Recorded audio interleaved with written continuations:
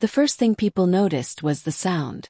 Not the loud kind you expect from a sports car, but a deep, patient hum, like something powerful waiting to wake up. It came from an old Mustang parked crookedly at the far end of the corporate garage, its paint faded, its body scarred by years of neglect. Most employees walked past it without a glance. Some smirked, few laughed, and one man, standing in a tailored suit worth more than the car itself, stopped just long enough to sneer. "That car is junk," the CEO said flatly, shaking his head. "Surprised security even lets that thing in here." The janitor didn't look up right away.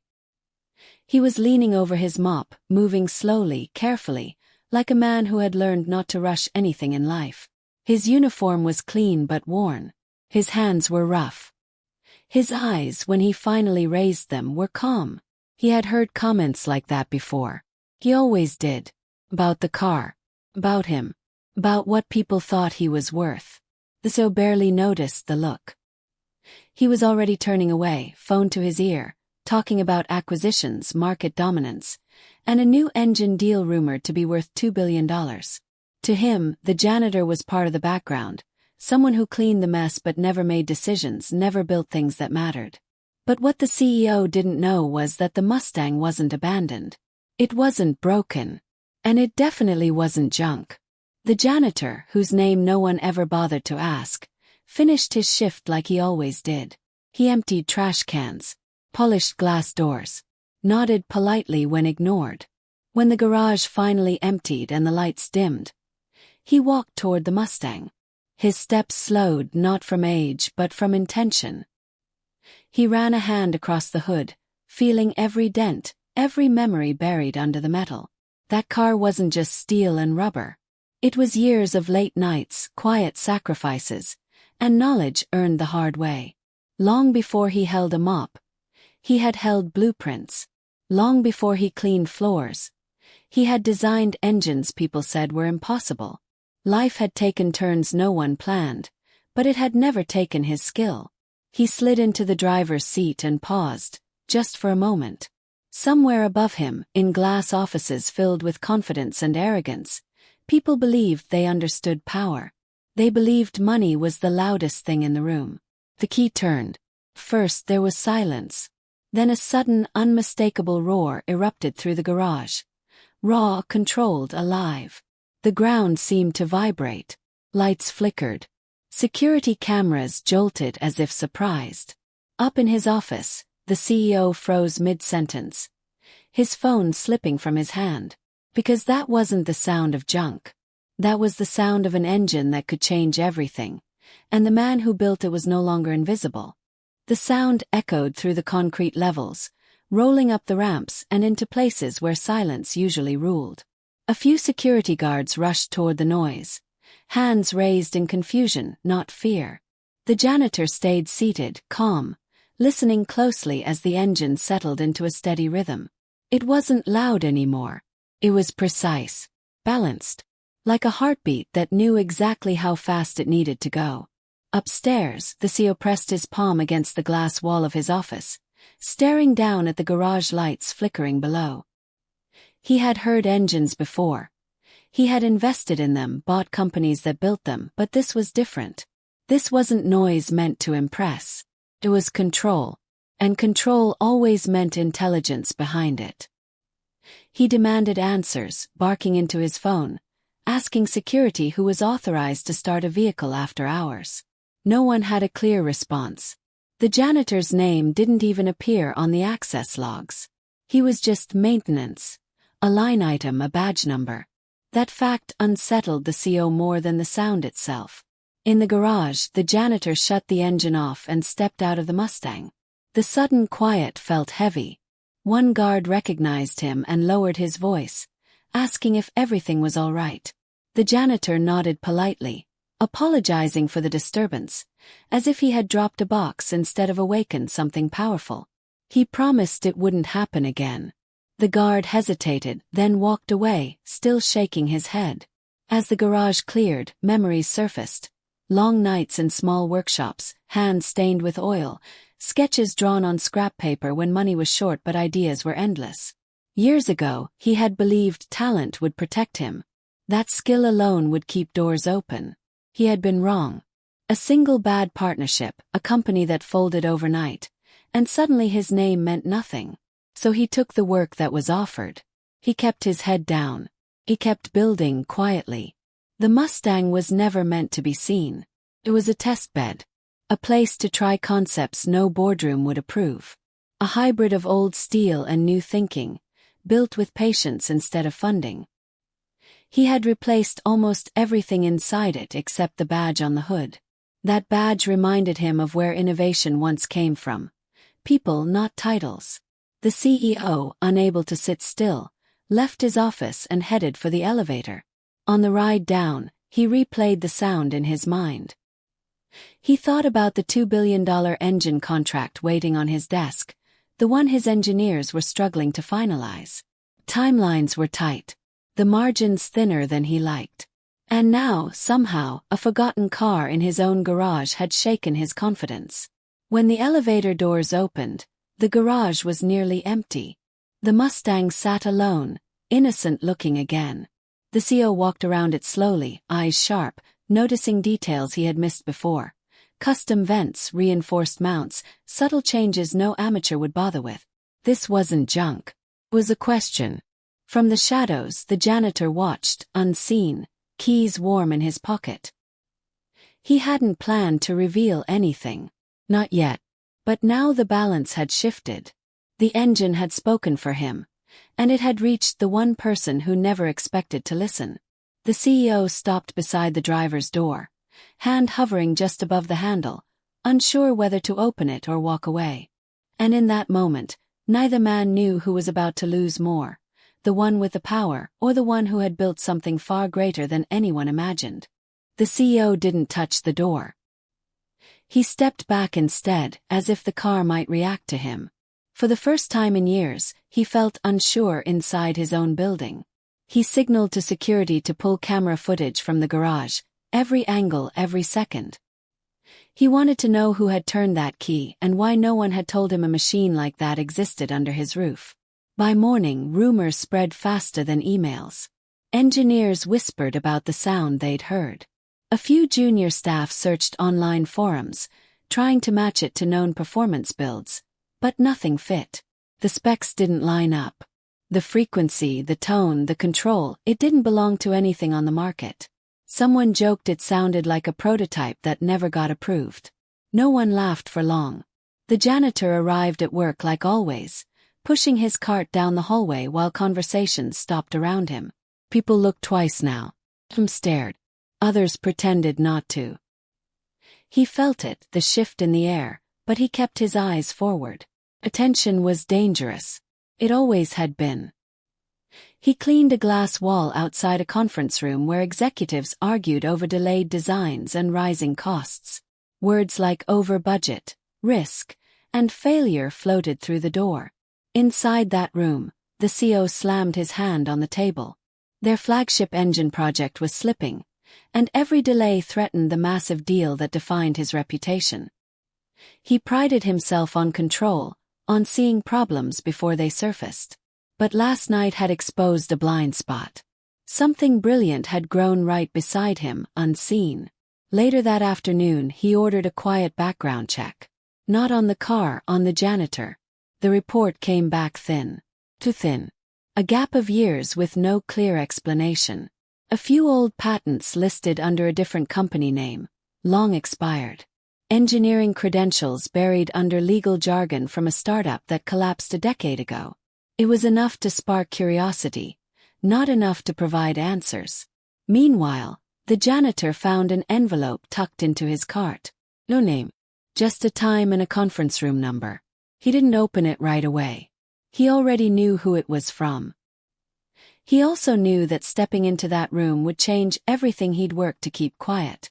At home that night, he sat in a small garage, lights low, staring at the Mustang. He thought about the past he'd tried to leave behind, the partners who took credit, the investors who disappeared when things got hard. He hadn't built the engine for recognition. He built it because the idea wouldn't let him sleep. Because some problems demanded to be solved, even if no one was watching. The next day, the CEO stood alone in the conference room, looking out at the city he believed he owned. The $2 billion deal loomed like a deadline carved in stone. His engineers were good, but they were boxed in by budgets and fear. What he needed now was a breakthrough. And breakthroughs, he was beginning to realize, didn't always come from the top. Down the hall, the janitor stopped outside the door, hand hovering near the handle, the same way the CEOs had hovered over the Mustang. Two men on opposite sides of power, both standing at a line neither had planned to cross. Inside that room waited questions no one was ready to answer, and an engine that had already proven it didn't care about titles. The door opened quietly, but the air inside the room felt heavy, like a storm waiting for a signal. The janitor stepped in, holding the envelope folded in his hand. The CEO turned from the window and studied him closely, not with arrogance this time, but with caution.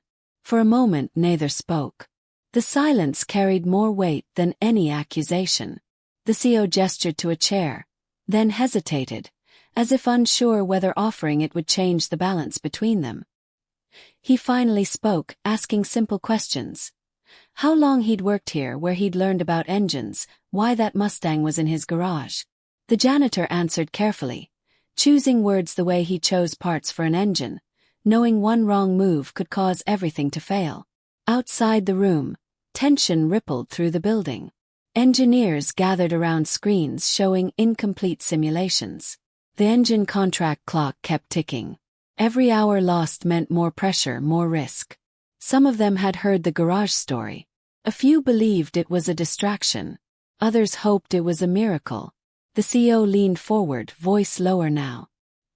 He asked the question he had been avoiding since last night, whether that engine could do more than sound impressive, whether it could outperform what his team had spent years trying to perfect. The janitor didn't answer right away. He looked at the table, at the polished surface that reflected faces used to being in charge. Then he said quietly that sound was never the point. Efficiency was. Control was. Longevity was. That answer unsettled the CEO. Those were the exact words he had used in presentations to investors. Words he thought belonged to him. Security called mid-meeting. The Mustang was drawing attention in the garage again. Not because it was running, but because engineers were standing around it, noticing things they shouldn't have seen without permission. Custom components, unfamiliar layouts, design choices that broke standard rules but made sense once you looked closer. The CEO stood abruptly. He told the janitor to come with him. They walked through the hallway together, two figures no one expected to see side by side. Whispers followed them. Phones came out. The janitor kept his eyes forward, but his pulse quickened. He hadn't planned to show the engine yet. It wasn't finished. Not fully tested. Pushing it too soon could expose flaws no one could afford to see. In the garage, the crowd parted as the CEO approached the Mustang. He asked the janitor to open the hood. The janitor paused, fingers tightening around the latch. Years of work sat beneath that metal. Years of being overlooked. Of being called nothing. He warned the CEO that once it was open, there would be no pretending anymore. Up above, the board requested an urgent update on the engine project. The $2 billion deal was wobbling. Investors were impatient. Time was running out. The janitor released the latch. The hood lifted slowly, revealing a design that made conversations stop mid-sentence. The CEO's breath caught, not in triumph but in realization. Because standing in front of him wasn't just a car. It was the answer to a problem powerful people had been failing to solve, and it belonged to the man they had never bothered to see. The silence didn't last long. One of the engineers stepped closer, eyes wide, tracing the layout with disbelief. He muttered that some of the components looked familiar. Too familiar. The CEO stiffened. He asked what he meant, and the engineer hesitated before admitting the truth. Parts of the design matched an early prototype the company had shelved years ago. A concept declared unworkable. A project the CEO himself had ordered shut down. The janitor's expression didn't change, but inside something tightened. That prototype hadn't failed because it was flawed. Failed because it scared the wrong people. Because it shifted power away from executives and back toward engineers who actually built things. He had been there when it happened. He had watched the idea die on a conference table, buried under excuses and politics. The CEO turned slowly, suspicion flashing across his face. He demanded to know how a janitor could have access to abandoned corporate research. The words cut deeper than intended. The janitor finally met his eyes and said softly that ideas don't disappear just because a company walks away from them. Someone always carries them forward. A message buzzed on the CEO's phone. The board wanted a live demonstration within 48 hours. Not a report. Not a promise. Proof. If the company failed to deliver, the $2 billion engine deal would be reopened to competitors. Years of dominance could vanish overnight. The CEO looked back at the Mustang, then at the man standing beside it. The power dynamic shifted again, sharper this time. He didn't ask for help. He said they needed to work together. The words sounded cooperative, but the tone carried ownership, as if whatever sat under that hood already belonged to the company. The janitor felt the trap forming. Collaboration meant exposure. Exposure meant contracts, lawyers, and people who rewrote history. He had lived that cycle before. He asked a single question in return. Who would own the engine if it succeeded? The CEO didn't answer right away. That pause was louder than any engine. Later that night, alone in the garage, the janitor checked his phone and froze. A message from a name he hadn't seen in years. An old partner. One of the few who knew the full truth about the design. The message was short, urgent, and unsettling. Someone else was asking questions. Another company had caught wind of the Mustang. And they weren't interested in deals. They were interested in control. By morning, legal teams were already circling. NDAs appeared. Access badges were restricted. The Mustang was moved to a secured area, watched by cameras instead of dust. The janitor's routine vanished overnight. No mop, no cart, just meetings and quiet pressure. The CEO stood before the board, presenting the engine as a potential lifeline. Outside the room, the janitor waited, knowing that once the door opened, nothing would ever be simple again. Because now the engine wasn't just a breakthrough. It was leverage. And everyone in the building was about to decide how far they were willing to go to own it. The boardroom was packed, quieter than it had ever been. Screens glowed with charts and projections, but no one was looking at them. All eyes were on the live feed from the secured testing bay below, where the Mustang sat strapped to the dyno. The janitor stood beside it, no longer in uniform, sleeves rolled up, hands steady. Across the glass, the CEO watched, jaw tight, knowing this moment would either save everything he had built or expose what he had tried to bury. The demonstration began without speeches. No hype, just the turn of a key. The engine came alive, not roaring but responding. Numbers climbed smoothly. Efficiency, output, stability. Metrics engineers had spent years chasing. Murmurs spread through the room as the data kept exceeding expectations. It wasn't just better than the company's flagship design. It made it obsolete. The $2 billion engine deal, once fragile, suddenly felt inevitable again. But then the unexpected happened. Mid-run, the janitor signaled to stop. The room stiffened. The CEO leaned forward sharply, panic flashing across his face. Investors whispered. A halt at this moment could kill confidence. The janitor calmly removed his gloves and spoke. His voice carried through the speakers. He said the engine could go further, but not under the current terms. He explained that the design was never meant to belong to a single company. It was modular, adaptable, built to reduce cost and waste across industries. Locking it behind exclusive ownership would break the very principle it was built on. He revealed that the core patents had already been filed, not under the company's name and not under his own. The CEO's face drained of color. The patents belonged to a foundation. Years ago, after losing everything, The janitor had quietly set it up to protect independent engineers and prevent powerful players from burying innovation. The Mustang wasn't just a test bed. It was proof that the system could work without gatekeepers. Any company could license the engine. No one could own it outright. The board erupted.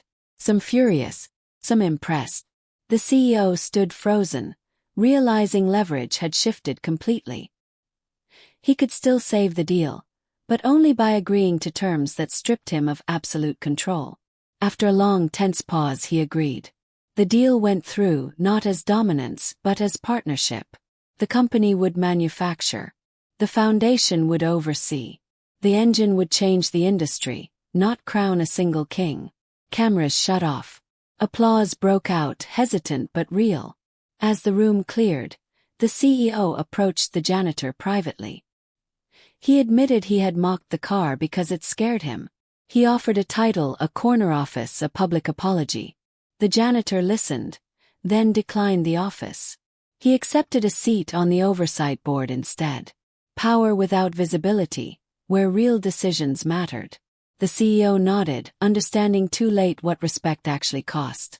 Days later, the Mustang sat back in the garage, unchanged, quiet again. But this time people stopped to look.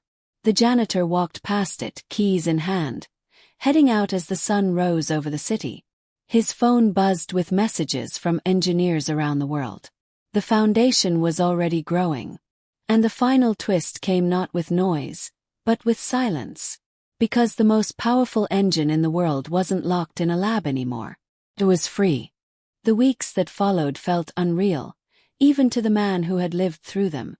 The company's headquarters buzzed with a different kind of energy now. Engineers walked with purpose instead of pressure. Meetings shifted from control to collaboration. The engine that once hid beneath the hood of an old Mustang became the center of a global conversation about innovation, efficiency, and fairness.